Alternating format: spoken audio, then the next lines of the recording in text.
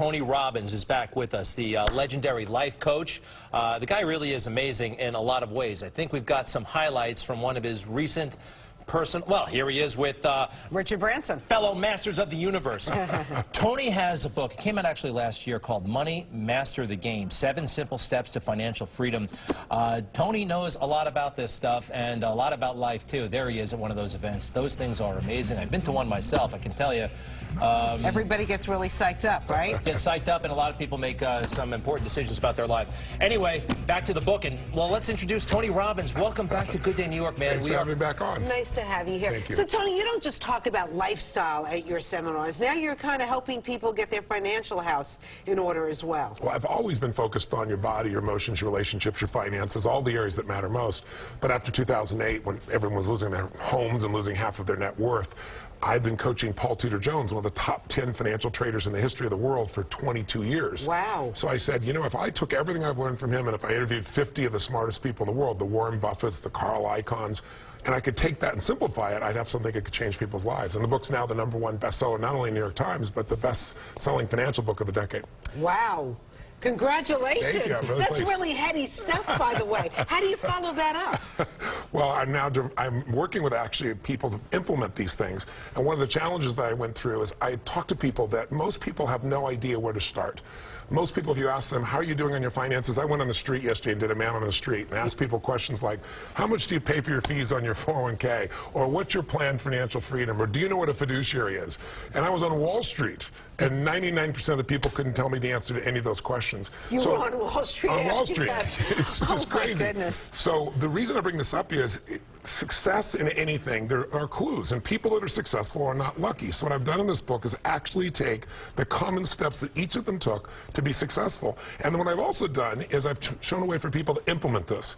Because this is an industry that, for example, in the 401k industry, for 30 years, they didn't have to tell you what they charged you. Could you imagine you just take people's money and not tell them? It's so complex they don't even know it.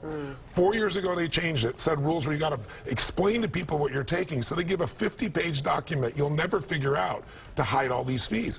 1% in fees cost you 10 years of retirement income because of compounding. So my mission is to show people what's really true so they can make decisions. And anyone, I don't care if it's somebody who's a baby boomer or it's a kid out of college with college debt, how to go from where they are to where they really want to be financially. All right, so is the system rigged? I mean, Bernie Sanders is out there saying the system is rigged against the little guy, or most of us. Do you buy that?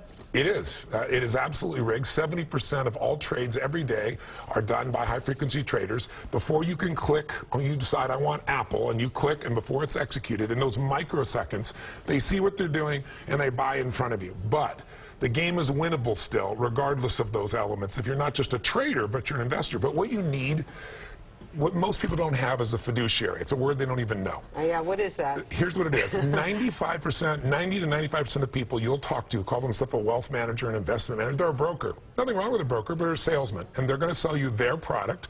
And their product is the house. The house always wins. A fiduciary is someone who does not sell you products. You pay them for their advice, and you pay them a flat fee or a small percentage of what you have in your investments, and they have to legally give you the best advice. If they told you to buy Apple this morning, they buy it later in the day and get it a better price, they have to give you their stock. Now, even I like that. Yeah, isn't that cool? Yeah. Only amongst that group, it's a small group. They're called RIAs, Registered Investment Advisors. But I found out in the last 4 months, even after I wrote the book, there's some loopholes in the law that some of these people say they're a fiduciary. I'm required to take care of you, and they can switch hats in the middle and become a broker. So I aligned myself for the first time with a firm. It's called Creative Planning, and creativeplanning.net, and it's a firm that is the #1 rated firm for wealth management in the world. #1 by Barron's 3 years in a row. No one's done that. #1 by CNBC 2 years in a row.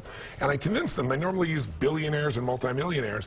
I convinced them to partner with me so that anyone as little as $50,000 they'll do a second opinion for. Because that's what everybody needs. On your body or your health, you want a second opinion. On your finances. And so they'll give you a plan, cost you nothing. You can implement it on your own, or if you want to work with them, they'll do it for you. You also have some kind of basic advice about buying a car, new car, things like that. This is not just about... Oh, it's every aspect of it. It has to do with, one of the most important ones is taxes.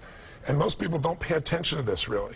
That's one of the things that they do at Creative Planning. They actually have, you have a CPA assigned to you, all within the same price point of less than 1% for most people. But I'll give you an example. If you take a dollar and you double it each year, you know compounding. After 20 doublings, it's $1,048,000. If you pay 33% tax each year, which most people pay more, how much do you think you have out of the $1,048,000? What do you got? Take a guess. 200,000? That's a good guess. 28,000. Instead of $1,048,000, you have 28,000 because that's how much your compounding is taken care of. So you need someone who's not just going to say, oh, go buy this stock. You need someone to say, here's what you are, here's where your taxes are, and here's how we can most efficiently get the best possible investments so you keep the most money in your pocket and truly achieve where you want to go. So if you walk into a meeting with a financial planner, we got some great people in the finance industry in this town. Huge. Morgan Stanley, J.P. Morgan, I mean, they're the backbone of this city. You go in with this book, just like this, if you want to talk. Will they treat you differently, in your opinion? Well, Mary Callahan Erdos is in there from J.P. Morgan, manages $2.6 trillion, and she endorsed the book. But most of those people are not going to be happy about this book because from Warren Buffett to just about anyone you can imagine in that marketplace, they all say 96% of all mutual funds fail to match the market over any 10-year period of time. And the 4% that do, they change all the time. So the metaphor I give people is if you've ever played poker, or I should say 21 or blackjack, and you get two face cards worth 20 and your idiot brain says, hit me, I think there's an ace, you have an 8% chance of getting an ace, you got a 4% chance of getting the right mutual fund. So indexes are usually much more effective, and people at some of these, if you're dealing with somebody whose name is on a stadium, it's a broker. Very funny. It's that simple. Quick advice. Obviously somebody who's in their 20s needs different financial advice than somebody who's over 40. Yes. Okay. 40s, less risky stuff, just... Well, it also, 40s, you start to get to that place, but it has to do with more than that. It has to do with how much income flow do you have. It has to do with how much risk are you comfortable. Some people love to take risk, and they're willing to do it, and at 40, they still have some time. Obviously, somebody at 25 can take much bigger risks because they have time to make up. The power is compounding. There's a man named Theodore Johnson. I mention him all the time because people don't get started most often because they think, oh, I'll never get there. I don't have enough money. I can't save money. The man never made more than $14,000 a year working for UPS as a driver.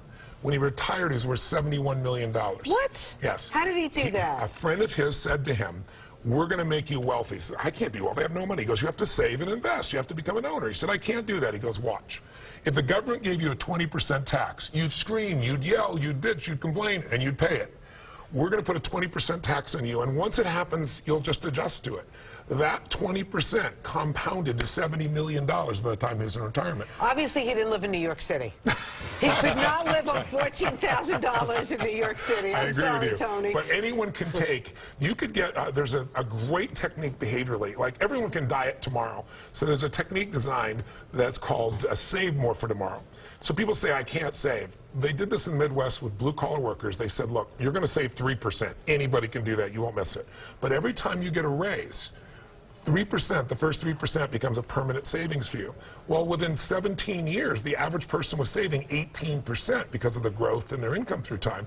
And at that much, you become like Theodore Johnson. If you take care of that money at all, when you start saving that much, you're going to compound to financial freedom. Pretty impressive, Tony. Money, Master the Game, 7 Simple Steps to Financial Freedom. It's out everywhere.